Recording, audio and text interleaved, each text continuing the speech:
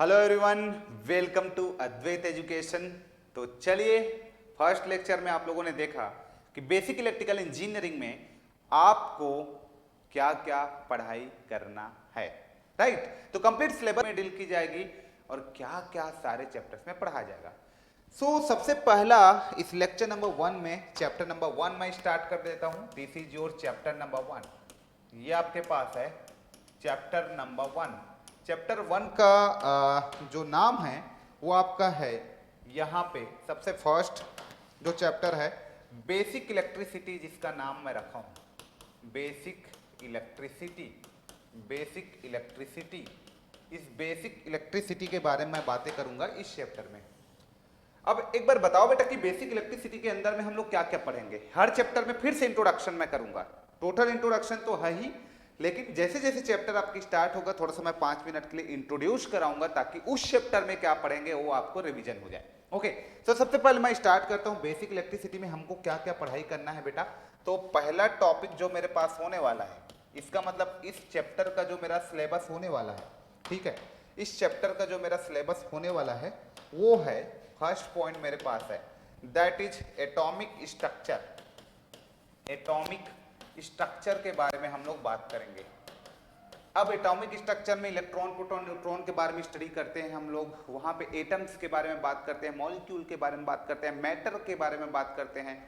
उसके बाद हम लोग इलेक्ट्रॉन्स को कैसे रखा जाता है, ऑर्बिटल्स क्या है, फ्री इलेक्ट्रॉन्स क्या है, इन सब के बारे में बात की जाती है, ठीक है। तो एटॉमिक स्ट्रक्चर के बारे में कंप्लीट हम लोग यहाँ पे स्टडी करेंगे। जैसे ही हमारा एटॉमिक स्ट्रक्चर कंप्लीट हो जाएगा हम आ जाएंगे यहाँ से, हमको चार्ज के बारे में पता चल जाएगा, तो चार्ज के बारे में हम लोग स्टडी करेंगे। चार्ज के बारे में जब पता चल जाएगा फिर आएगा आपके पास करंट। करंट के बारे में हम लोग यहाँ पे स्टडी करेंगे, ठीक है। और चार्ज और करंट में बहुत सारे रिलेशंस होते हैं, बहुत सारे न्यूमेरिकल्स होते हैं, उन सारे चीजों को देखेंगे, राइट। तो ये हमारे पास रहेगा। फिर थर्ड आपके पास ये सारे चीजें पढ़ने के बाद आप लोग इससे रिलेटेड न्यूमेरिकल करने के बाद आपका यहाँ पे आता है पोटेंशियल, जिसको आप लोग क्या बोल देते हो, ईएमएफ बोल देते हो। पोटेंशियल, जिसको आप लोग क्या बोल देते हो, ईएमएफ बोल देते हो। कई लोग वोल्टेज भी बोल देते हैं, वोल्टेज एक ही चीज है सब। और पोटेंशियल डिफरेंस, पोटेंशियल डिफरेंस, इन सब के बारे में आपको पढ़ना है, स्टडी करना है, डिटेल में स्टडी करना है। उसके बाद आपका यहाँ पे आ जाता है रेजिस्टेंस। उसके बाद आपका यहाँ पे आ जाता है रेजिस्टेंस।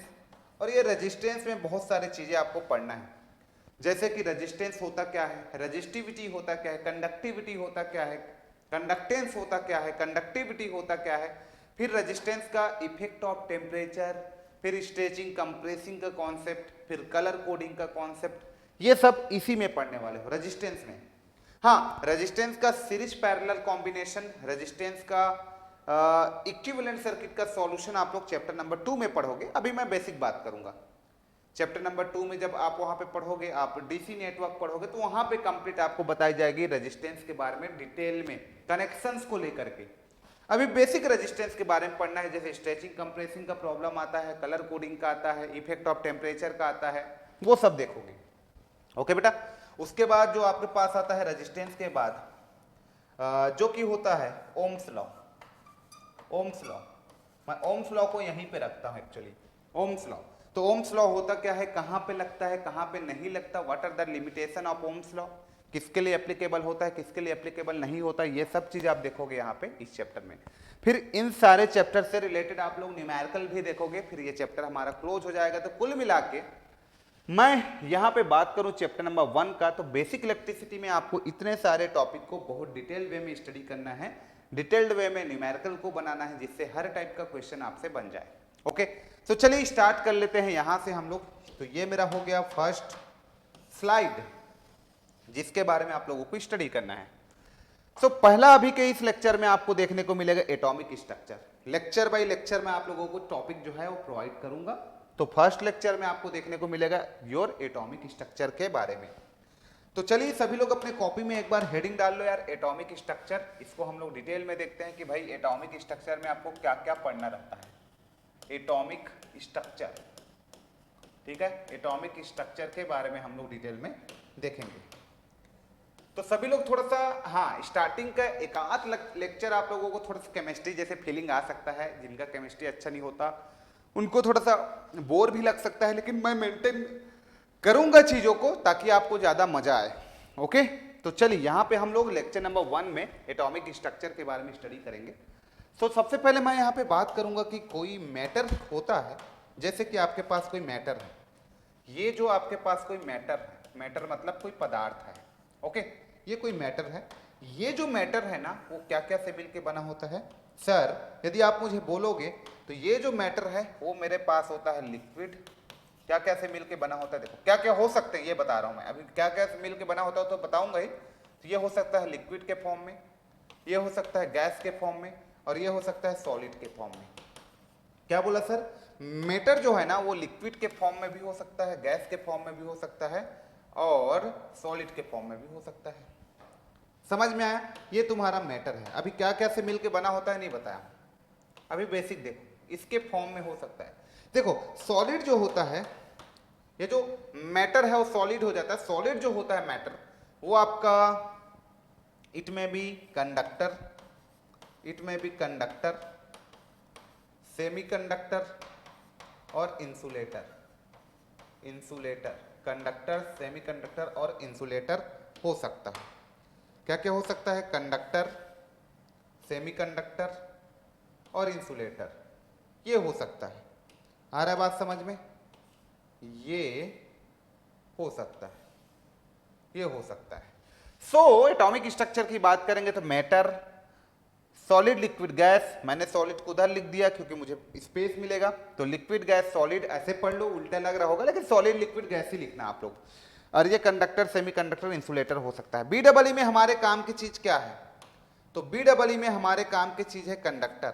BEE में सेमीकंडक्टर के बारे में नहीं पढ़ेंगे, इंसुलेटर के बारे में नहीं पढ़ेंगे, कंडक्टर हमारे काम की चीज है। ओके, अब कंडक्टर की बात करोगे आप तो कंडक्टर क्या है सब अभी देखेंगे, उससे पहले हम लोग डिटेल में यहाँ पे देख लेते हैं। देखो कंडक्टर, कंडक्टर किसको बोलते हैं, है ना, ये सब चीज बात करूंगा मैं, अभी जस्ट मैं स्टार्टिंग से बात करते आऊंगा। तो कंडक्टर मैं उस मटेरियल को बोलूंगा जिसमें नंबर ऑफ फ्री इलेक्ट्रॉन बहुत ज्यादा हो, उसको कंडक्टर बोलूंगा। जैसे बेस्ट कंडक्टर आप बोलोगे तो silver, silver, copper, gold, aluminium, ये टॉप 4 बेस्ट कंडक्टर है मेरा। Silver, copper, gold, aluminium, these are the top 4 best conductor. Number of free electron बहुत ज्यादा होता है। और वैलेंस इलेक्ट्रॉन यदि आपको बोलूं, much more number of free electron होगा, more number of free electrons, more number of free electrons.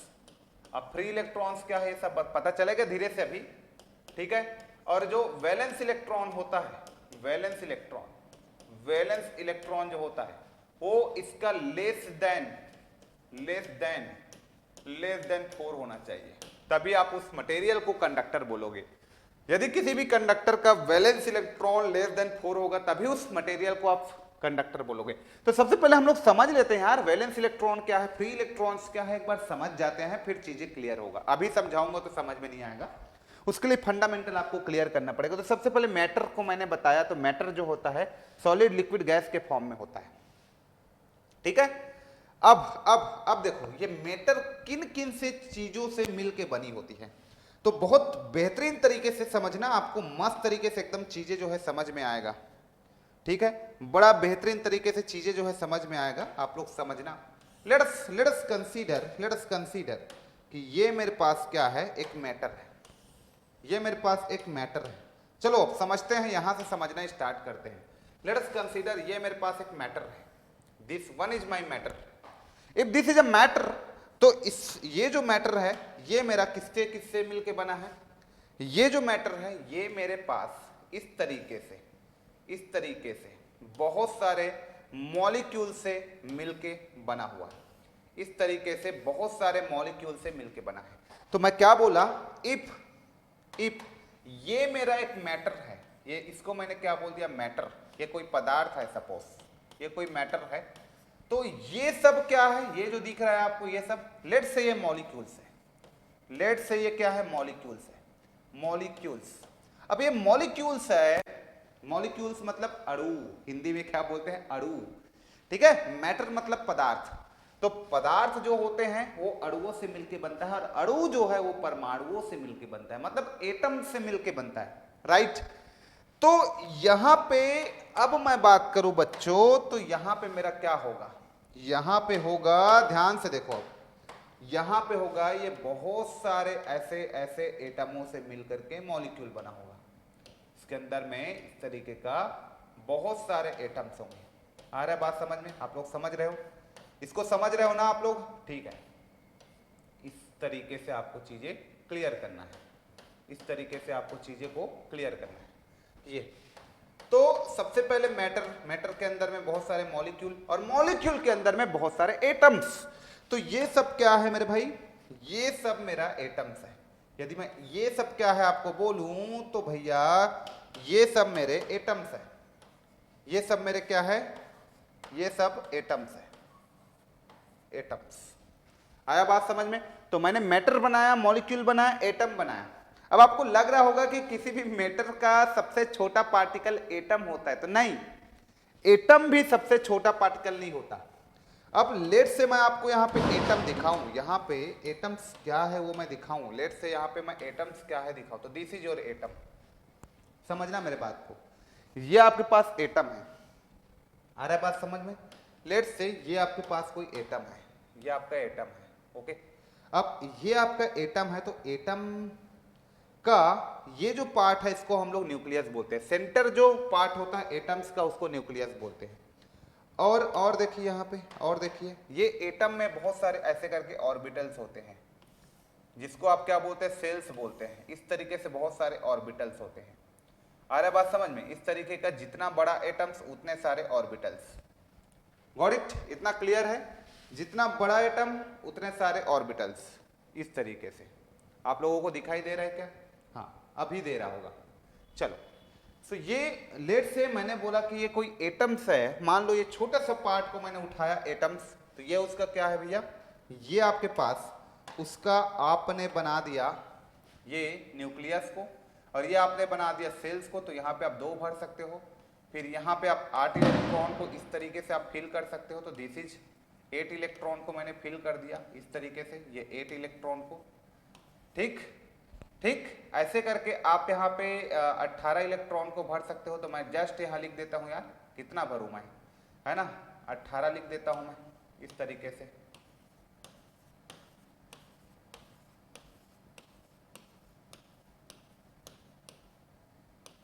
ये 18 इलेक्ट्रॉन हो गया। सो ये कैसे मैं कितने इलेक्ट्रॉन को भरते जा रहा हूं, यहां पे इसको मैं बोलूंगा KLMN। अब यहां पे आपने भर लिया 2, यहां पे आपने 8, यहां पे आपने 18, तो ऐसे करके यहां पे आपका हो जाएगा 32। तो KLMN में कितने कितने इलेक्ट्रॉन को फिलअप करोगे, वो सब कैसे करते हैं अभी मैं बताऊंगा, ठीक है, ये सब चीज मैं बताऊंगा। तो अभी मैंने क्या बोला, ये एटम्स, जितना बड़ा एटम्स होगा, जितना उसका बड़ा साइज होगा, उतने ज्यादा इलेक्ट्रॉन्स उसमें रहेंगे। अब एटम्स का ये वाला जो पार्ट आपको दिख रहा है, ये क्या है, सबसे पहले मैं बोलूं तो ये जो एटम का ये जो पार्ट दिख रहा है, इसको हम लोग बोलते हैं सर न्यूक्लियस। ये क्या है सर, हमारा एटम्स का न्यूक्लियस है, ये एटम्स का न्यूक्लियस है।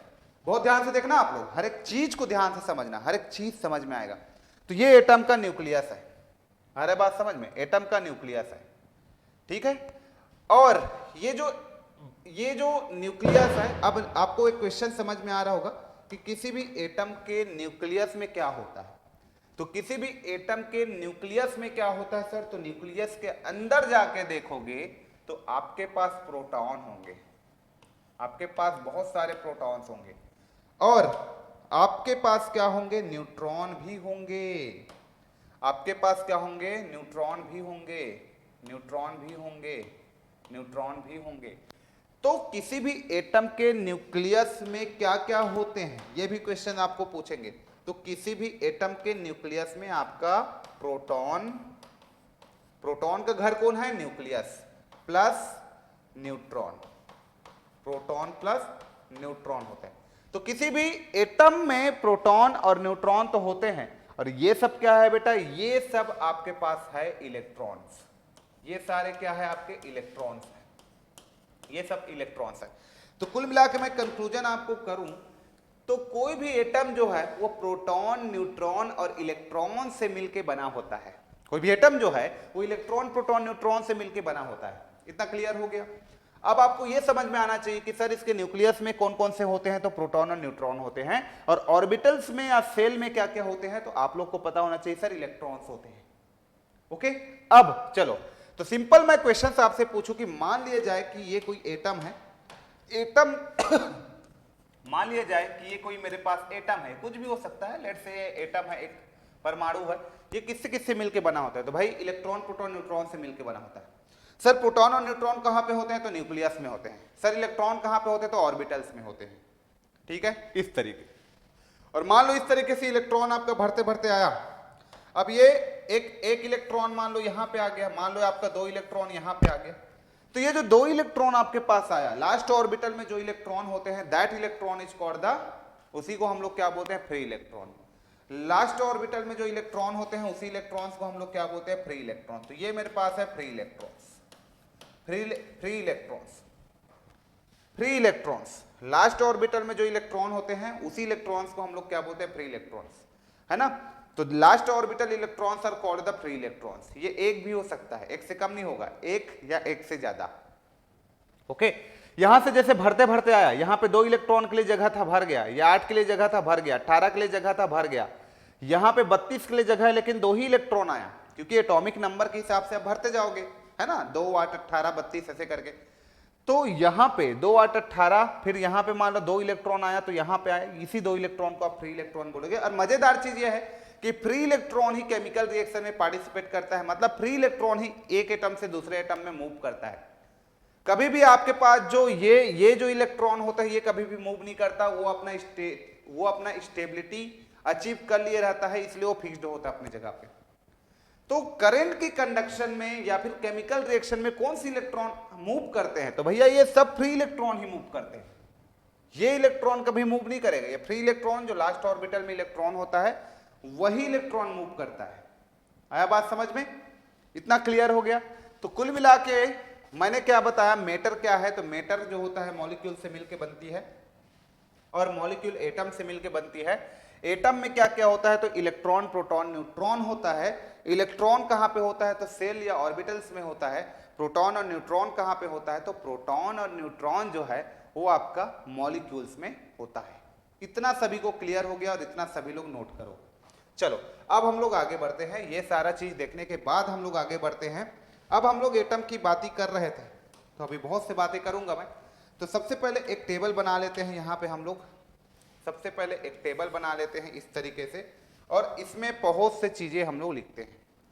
बहुत से चीजें क्या क्या लिखेंगे, सबसे पहले मैं यहाँ पे एक एलिमेंट के बारे में लिख लेता हूँ, एलिमेंट के बारे में। ठीक है, सबसे पहले मैं यहाँ पे एक एलिमेंट के बारे में लिख लेता हूँ। क्या के बारे में, एलिमेंट के बारे में। आप लोग भी ऐसे टेबल बनाइए मेरे साथ में, तभी मजा आएगा आप लोग को भी। आप लोग भी एक टेबल बनाइए इसी तरीके से, मेरे साथ ही साथ बनाइए एक टेबल। बड़ा सा टेबल बनाना है, एक्चुअली मैं छोटा कर रहा हूँ, उसको बड़ा करूँगा अभी। तो एक बड़ा सा टेबल बनाना, ठीक है। चलो इस तरीके से आपको टेबल बनाना है। एलिमेंट को मैंने यहाँ पे लिख दिया और 3 पार्ट में मैंने इसको डिवाइड कर दिया। ओके, 1 2 और ये 3 पार्ट में डिवाइड हो गया। ओके, तो सबसे पहले मेरे पास इलेक्ट्रॉन, प्रोटॉन, न्यूट्रॉन, एलिमेंट को मैंने लिख दिया। फिर यहाँ मास को लिख देता हूँ, तो यहाँ पे मैं मास के लिए जगह छोड़ देता हूँ। ठीक है, ये मेरे पास क्या हो गया, मास हो गया। ठीक, यहाँ पे मैं लिख देता हूँ मास के बाद चार्ज को लिख देता हूँ, और यहाँ पे उसका डिस्कवरर कौन है वो लिख देता हूँ। तो अब मैं इसको बड़ा कर लेता हूँ, ठीक है, जूम कर लेता हूँ मेरा 100%। ये मेरे पास जूम हो गया। चलो ये अब इसमें क्या क्या लिखूंगा आप लोग भी उसको नोट करो, क्योंकि एग्जाम में आप लोगों को भी वही सब पूछे जाएंगे। अब देखिए, सबसे पहले ध्यान से देखो बच्चों, आप लोग यहाँ पे मैं लिख देता हूं एलिमेंट। तो मेरे पास क्या क्या एलिमेंट है बच्चों, मेरे पास क्या क्या एलिमेंट है वो अभी लिखेंगे। उसके बाद उसका एलिमेंट लिखने के बाद मास इंपॉर्टेंट होता है, तो ये मास को लिख लो आप, ठीक है। या फिर डिस्कवरर लिख लेते हैं, चलो यहाँ पे डिस्कवरर, उसको खोजा कौन, है ना, डिस्कवरी कौन किया, तो डिस्कवरर, ये हो गया। फिर मैं लिख देता हूं यहां पे मास, ये मेरे पास हो गया मास, डिस्कवरर मास, और मैं यहां पे उसका लिख देता हूं क्या, डिस्कवरर हो गया, मास हो गया, और यहां पे चार्ज, यहां पे मैं लिख देता हूं उसका चार्ज कितने हैं उसमें। चलो, तो क्या क्या एलिमेंट है मेरे पास, मेरे पास एलिमेंट है, सबसे पहले बता दीजिए मेरे पास इलेक्ट्रॉन है, सबसे पहले मेरे पास क्या है, इलेक्ट्रॉन है, तो मैंने इलेक्ट्रॉन को यहां पे लिख दिया, ठीक है, जिसको हम लोग ई से डिनोट करते हैं।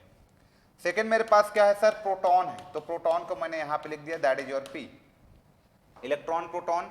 थर्ड मेरे पास क्या है यहाँ पे, तो न्यूट्रॉन है, तो मैंने लिख दिया न्यूट्रॉन को यहाँ पे, दैट इज योर एन।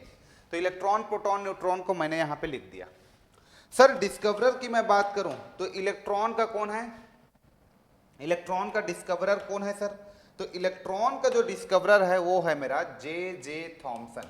कौन है बेटा, जे जे थॉमसन, जे जे थॉमसन, ठीक है, इलेक्ट्रॉन का कौन है डिस्कवरर, जे जे थॉमसन है सर। अभी ट्रिक बता दूंगा, याद हो जाएगा सभी को। तो J J Thomson is the discoverer of electron. Sir mass कितना होता है इलेक्ट्रॉन का, sir very important, sir mass होता है इसका 9.11 into 10 to the power -31 KG होता है सर एक इलेक्ट्रॉन का मास।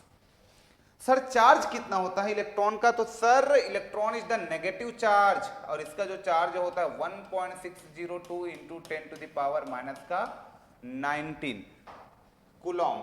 एक इलेक्ट्रॉन मतलब 1.602 into 10 to the power -19 coulomb. एक इलेक्ट्रॉन बराबर इतना कूलॉम, इलेक्ट्रॉन का यूनिट कूलॉम, ठीक है, electron is nothing but a charge, तो उसका यूनिट क्या होगा, कूलॉम। ओके, सो प्रोटॉन की मैं बात करूं, इलेक्ट्रॉन प्रोटॉन, तो प्रोटॉन, प्रोटॉन रदरफोर्ड, कौन है इसका, इसको कौन से, क्या नाम है इसका, रदरफोर्ड, तो मैं यहां पे लिख देता हूं रदरफोर्ड, रदरफोर्ड, रदरफोर्ड। और न्यूट्रॉन का चैडविक, चैडविक, चैडविक, चैडविक, चैंडविक या चैडविक, ऐसे याद रखना। अब मैं यहां पे आप लोगों से बात करूं, हाँ यहां पे प्रोटॉन का मास कितना होता है, प्रोटॉन का मास कितना होता है, तो जस्ट आप लोग मुझे बताइए, just tell me now mass of proton. So proton की मास की मैं बात करूं तो 1.67 into 10 to the power -31 kg, 1.67 into 10 to the power -31 kg। Okay, now charge की बात करूं मैं तो भैया प्रोटॉन और इलेक्ट्रॉन का सेम चार्ज होता है, बस शर्त ये, कंडीशन ये कि ये पॉजिटिव चार्ज हो जाएगा, तो 1.602 into 10 to the power -19 coulomb. Got it, हाँ सर क्लियर हो गया सर। सर न्यूट्रॉन का खोज डिस्कवरर कौन है, सर चैडविक है। ओके, न्यूट्रॉन का डिस्कवरर कौन है, तो सर चैडविक है। और मास की मैं बात करूं तो भैया इसका जो मास होता है वो आपका प्रोटॉन की मास के बराबर होता है, तो 1.67 into 10 to the power -31 kg होगा। और सर चार्ज की बात करूं तो इसका कोई चार्ज नहीं होता, दैट मीन्स ये आपके पास न्यूट्रल होता है, ये आपके पास न्यूट्रल होता है। तो कुछ ये जो टेबल है आप लोगों के लिए इंपॉर्टेंट होता है एग्जाम के लिए, सर इलेक्ट्रॉन प्रोटॉन की मास कितना होता है, प्रोटॉन की मास कितना होता है, ये सारा चीजें। ओके चलो, अब सबसे पहले मैं आपसे यहाँ पे पूछूं, ये टेबल अच्छे से नोट करो आप लोग, हो इसको अच्छे से आप पॉज करो वीडियो को और टेबल को नोट करो, बहुत इंपॉर्टेंट टेबल है। अब मैं यहाँ पे मास ऑफ इलेक्ट्रॉन की बात करूं, एक इलेक्ट्रॉन का मास कितना होता है, तो यहाँ पे आप लोगों ने बताया कि 9.11 into sir 10 to the power -31 kg होता है, अभी आपने बताया।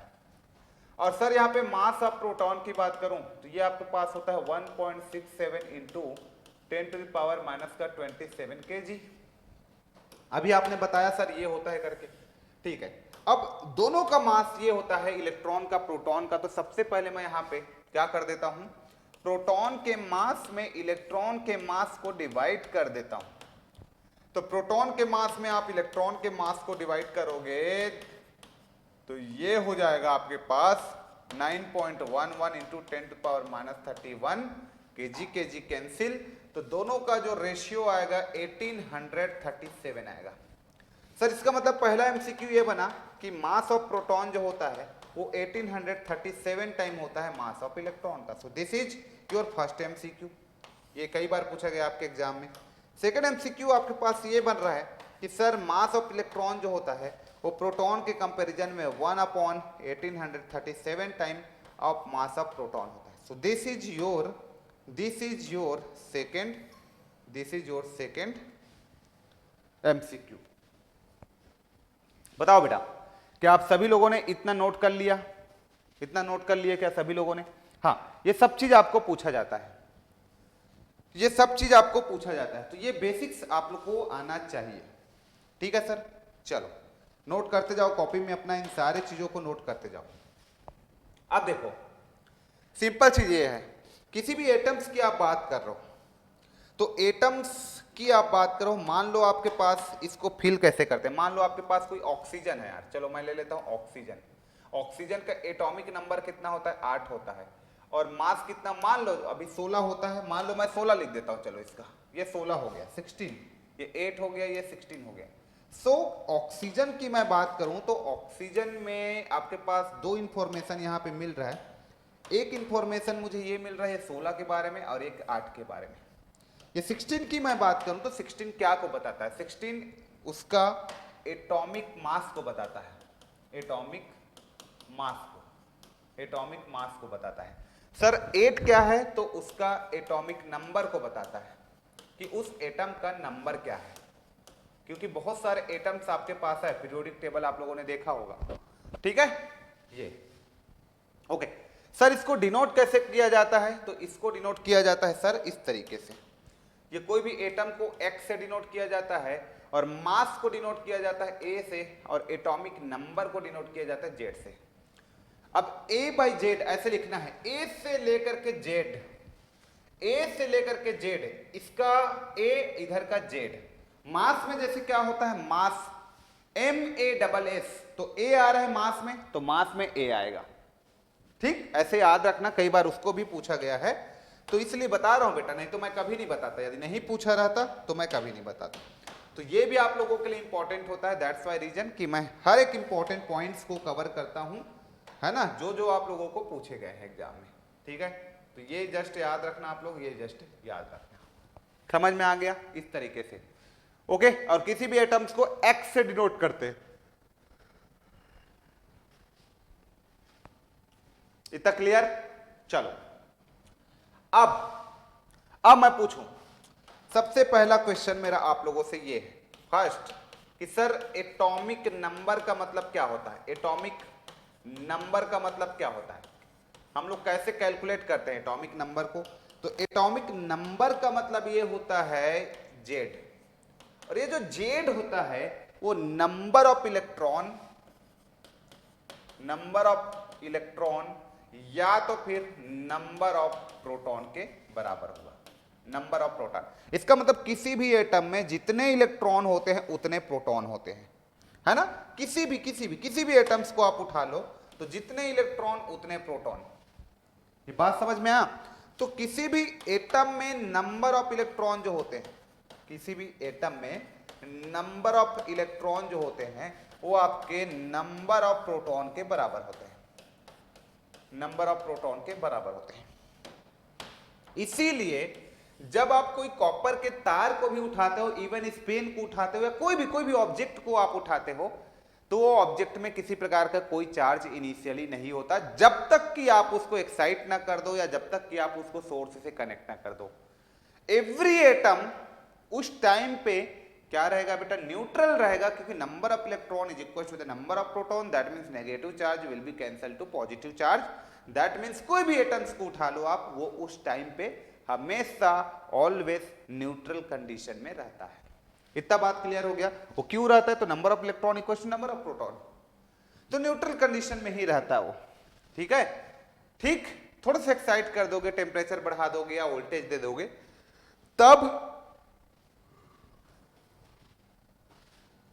वो जो एटम है वो आपका एक्साइटेड हो जाएगा या फिर इलेक्ट्रॉन को बाहर निकालेगा या ले लेगा। ये दो काम होता है। सो अभी मैंने एटॉमिक नंबर के बारे में बताया, तो एटॉमिक नंबर को या तो नंबर ऑफ इलेक्ट्रॉन बोल सकते हो या तो फिर नंबर ऑफ प्रोटॉन बोल सकते हो, दोनों में से कोई एक चीज आप बोल सकते हो, कोई दोनों भी बोल सकते हो। जितना नंबर ऑफ इलेक्ट्रॉन होगा उतना हमारा एटॉमिक नंबर, या जितना नंबर ऑफ प्रोटॉन है उतना हमारा एटॉमिक नंबर। हाँ, सेकेंड क्वेश्चन मैं आप लोगों से पूछूं कि sir, second question, atomic number के बाद यदि मैं आपसे पूछूं कि सर एटॉमिक मास क्या होता है, एटॉमिक मास क्या होता है, एटॉमिक मास क्या होता है, तो एटॉमिक मास को अपन डिनोट करते हैं ए से। देखो मास में ए है ना, तो एटॉमिक मास को हम लोग डिनोट करते हैं ए से, करेक्ट। एटॉमिक मास को डिनोट करते हैं ए से, और ए इज इक्वल टू क्या हो जाएगा, A is equal to atomic mass जो होगा वो ए होगा। और एटॉमिक मास को कैसे लिखा जाता है, तो number of electron, number of electron plus plus plus number of proton, या फिर नंबर ऑफ इलेक्ट्रॉन, या फिर सॉरी यहां पे मैंने क्या लिख दिया, number of proton, number of proton plus number of neutron, और ये भी आपके पास क्या रहेगा, नंबर ऑफ न्यूट्रॉन रहेगा, ठीक है। ये भी आपके पास क्या रहेगा, number of neutron, neutron, number of neutron, number of neutron, got it. तो इस तरीके से हम लोग क्या को लिख लेते हैं, मास को लिख लेते हैं, इस तरीके से, इस तरीके से अपन मास को लिख लेते हैं, number of electron plus number of neutron, number of proton plus number of neutron, got it. ये हमारा होता है रिप्रेजेंटेशन। आई होप आप लोगों को समझ में आया होगा, इतना क्लियर है। चलो अब थोड़ा सा मैं आप लोगों को कैसे फिल किया जाता है इलेक्ट्रॉन्स को वो सब बताता हूं। मान लो ऑक्सीजन को आप लोगों ने यहां पे कंसीडर किया था, ऑक्सीजन का होता है O8 और यहां पे होता है 16। तो मान लिया जाए ये कोई ऑक्सीजन का ना, ये कोई ऑक्सीजन है और ये ऑक्सीजन का न्यूक्लियस है। If it is a nucleus, if it is a nucleus, तो सर ये न्यूक्लियस है, तो ये आपका फर्स्ट ऑर्बिटल और ये आपके पास क्या है, सेकेंड ऑर्बिटल, ये सेकेंड ऑर्बिटल, ठीक। क्या थर्ड ऑर्बिटल की जरूरत पड़ेगा, देख लेते हैं। एटॉमिक नंबर तो 8 होता है, तो सबसे पहले 2 इलेक्ट्रॉन तो आप कहां पे रखोगे सर, 2 इलेक्ट्रॉन को तो आप यहां पे रखोगे, तो ये 2 इलेक्ट्रॉन तो यहां पे आ गया। अब बचा 6, इसके आने की कैपेबिलिटी कितना है, 8, तो यहां 6 को बड़े आराम से आप रख सकते हो, 1 और ये 2, ये 3, ये 4, ये 5, 6। अभी भी इसके पास 2 का जगह खाली है, अभी भी इसके पास 2 का जगह खाली है। क्यों, क्योंकि आपको ये पता है ना कि यहां पे आप 2 भर सकते हो, यहां पे आप 8 भर सकते हो। ये तुम्हारा K होता है, ये तुम्हारा L होता है। कैसे, अभी पता चलेगा। तो इस तरीके से आपका, इस तरीके से क्या की जाती है, इस तरीके से इलेक्ट्रॉन को फिल की जाती है।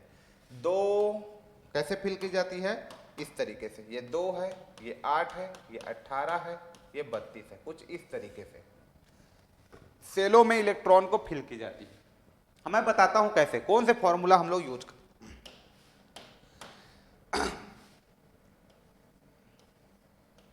हम लोग ये फॉर्मूला यूज करते हैं 2n², ये 2n²।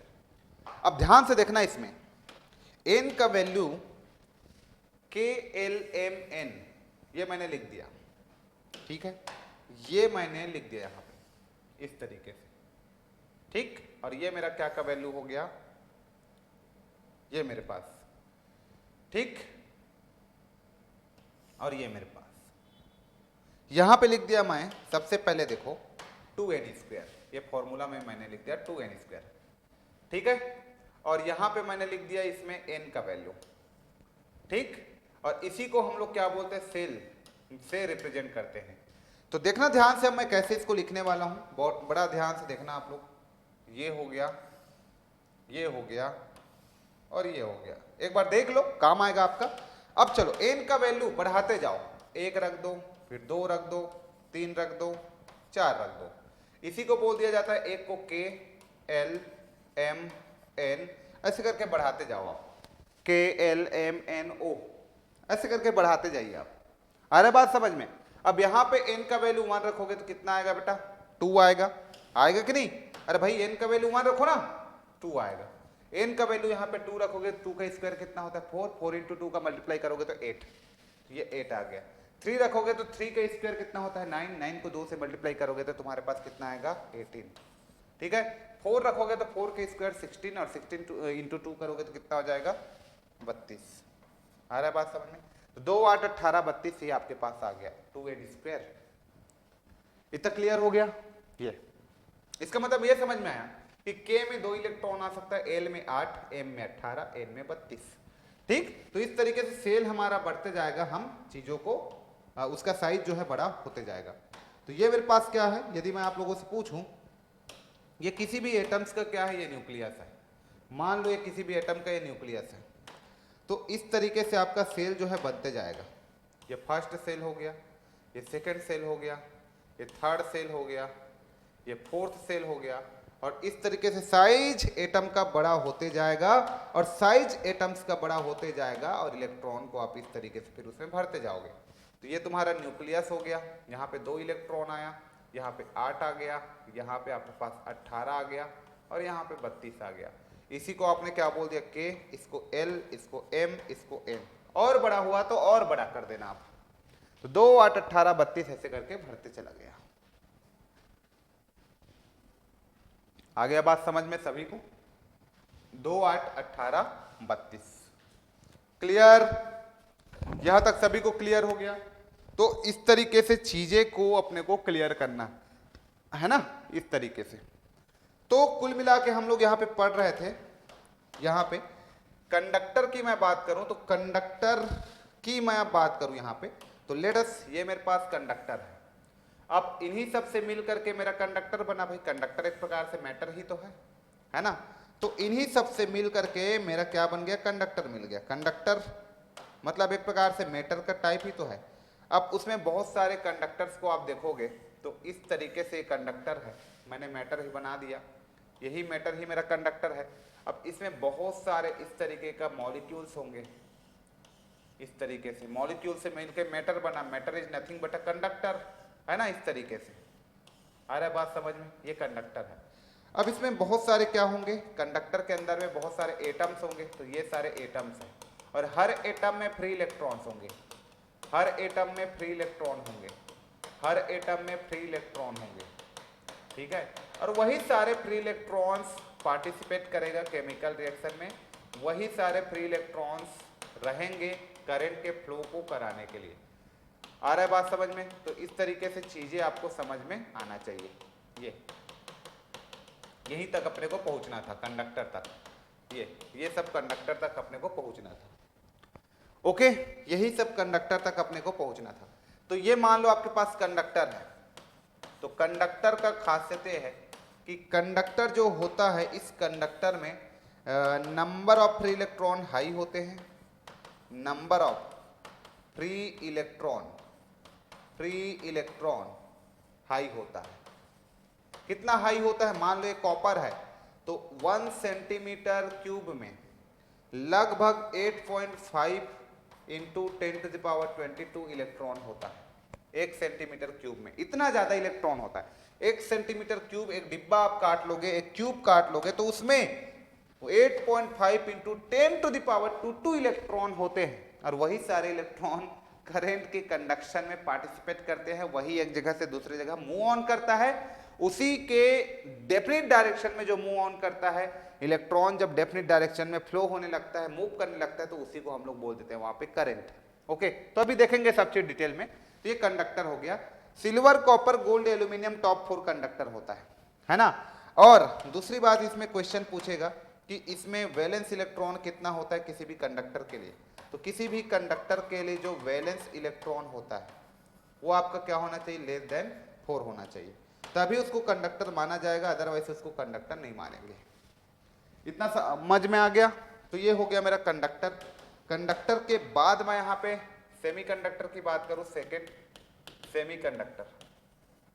कंडक्टर के बाद मैं सेकेंड सेमीकंडक्टर की बात करूं, तो सेमीकंडक्टर का मतलब ये है कि सेमीकंडक्टर में, जैसे एग्जाम्पल क्या है सेमीकंडक्टर का सर, एग्जाम्पल बता दो आप सेमीकंडक्टर का। तो सेमीकंडक्टर का फर्स्ट एग्जाम्पल होता है आपके पास जर्मेनियम, सेकेंड एग्जाम्पल आपके पास होता है सिलिकॉन। तो germanium, silicon, these are the two best example of the semiconductors, है ना। 14th ग्रुप में जितने भी आता है ना, 13 ग्रुप से कम वाले सब आपका कंडक्टर में, और 14 ग्रुप से आपका जितने भी 14 ग्रुप से आपका जितने भी 14 ग्रुप वाले जितने भी एलिमेंट होते हैं सारे सेमीकंडक्टर होते हैं। 14th group of periodic table, 14th group of periodic table, periodic table, 14th group of periodic table, ये सारे क्या होते हैं हमारे सेमीकंडक्टर मटेरियल होते हैं, सेमीकंडक्टर, ठीक है। और इसके वैलेंस इलेक्ट्रॉन कितना होता है, तो 14 ग्रुप में है तो वैलेंस इलेक्ट्रॉन कितना होगा, तो वैलेंस इलेक्ट्रॉन की मैं बात करूं तो लास्ट ऑर्बिटल में इलेक्ट्रॉन कितने होते हैं, 4 होते हैं। तो इसी को हम लोग क्या बोलेंगे, इसका सेमीकंडक्टर बोलेंगे, ठीक है। नंबर ऑफ फ्री इलेक्ट्रॉन्स इसमें कम होते हैं लेकिन वैलेंस इलेक्ट्रॉन 4 होते हैं। आ रहा बात समझ में। तो ये सेमीकंडक्टर, जर्मेनियम, सिल्वर, कार्बन भी ले सकते हो, है ना। उसके बाद थर्ड हमारे पास आता है, यहाँ पे थर्ड हमारे पास आता है, क्या आता है बेटा, थर्ड हमारे पास आता है इंसुलेटर, इंसुलेटर, इंसुलेटर। अब इंसुलेटर किसको बोलेंगे भाई, जितना ज्यादा फ्री इलेक्ट्रॉन होगा लास्ट ऑर्बिटल में उतना निकलेगा नहीं हो, मतलब अरे भाई मेरे पास जितना कम फ्री इलेक्ट्रॉन रहेगा लास्ट ऑर्बिटल में उतना मेरे लिए इजी है निकलना, उसमें से एक एटम से दूसरे एटम में जाना, है ना। लेकिन जितना ज्यादा रहेगा उसमें से इलेक्ट्रॉन को निकलने में थोड़ा दिक्कत होगा। ओके, तो क्या होगा, इंसुलेटर की मैं बात करूं तो इंसुलेटर का जो नंबर ऑफ फ्री इलेक्ट्रॉन होता है वो क्या होता है, लेस होता है, less number of free electron. तो फर्स्ट पॉइंट इसमें less number of free electrons, ठीक, पहली बात। एंड सेकेंड मैं यहां पे लिखूं वैलेंस इलेक्ट्रॉन का जो वैल्यू होता है, वैलेंस इलेक्ट्रॉन का जो वैल्यू होता है इंसुलेटर के लिए, वैलेंस इलेक्ट्रॉन वो आपका क्या होता है, ग्रेटर देन 4 होता है, 4 से ज्यादा होता है। यदि किसी भी एटम में वैलेंस इलेक्ट्रॉन 4 से ज्यादा हो, वैलेंस इलेक्ट्रॉन का मतलब लास्ट ऑर्बिटल में इलेक्ट्रॉन, फ्री इलेक्ट्रॉन या लास्ट ऑर्बिटल में इलेक्ट्रॉन, तो किसी भी एटम में वैलेंस इलेक्ट्रॉन ग्रेटर देन 4 हो, इसका मतलब वो इंसुलेटर होगा। अब bakelite, porcelain, mica, PVC, these are the example of insulator, these are the example of insulator। Okay, तो चलिए ये बेसिक चीजें मैंने आप लोगों को अभी बता दिया कि क्या क्या होता है। इतना बेसिक चीजें आप लोग रेडी करो, फिर हम लोग देखते हैं नेक्स्ट लेक्चर में और डिटेल में बातें करेंगे। अब तो अभी हम लोगों ने मैटर के बारे में देख लिया, एटॉमिक स्ट्रक्चर देख लिया, कैसे कैसे होता है, क्या क्या होता है, सब चीज देख लिया। अब हम लोग यहाँ से चार्ज करंट के बारे में बातें करना स्टार्ट करेंगे। Till then take care, thank you so much.